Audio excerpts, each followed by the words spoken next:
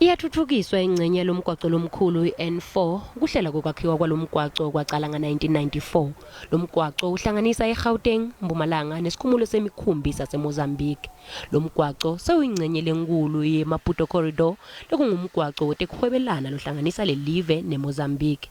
Indvuna yetekufutsa fikile Mbalula bekavakashele lapho kuhlangana khona iN4 nemgwaco lusuka eKarino ayobuka ingcubekela embili yalomklamo.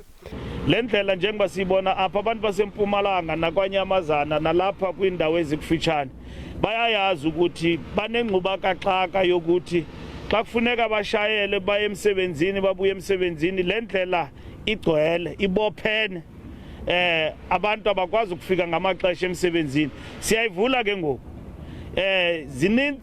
inintsi imali esityala apha ekuvuleni lendlela sakha lendlela ukuyochongqo eMaputo sibiza ngokuthi phecelezi ngesingesi iMaputo Corridor. Lesicishana salomgwaco iN4 eKarino silungiswa ngekubambisana netrack lekuyinkampani yangasese lephethe lomgwaco longu-N4.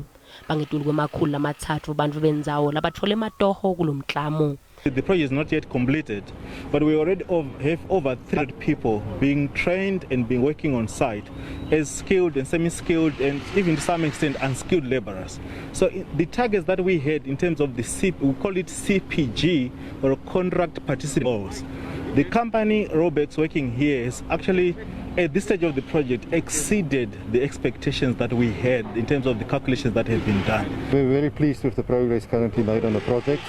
This project has been for very long in the making, and as the concessionaire of this, the road is a track that is implementing this project under the concession. We are very happy that we came this far. Hopefully we will be able to put traffic onto the new interchange by November this year, and then I think it will bring much relief to the people at Kanyamazan that's making use of this intersection on a daily basis, as well as the through traffic on the N4.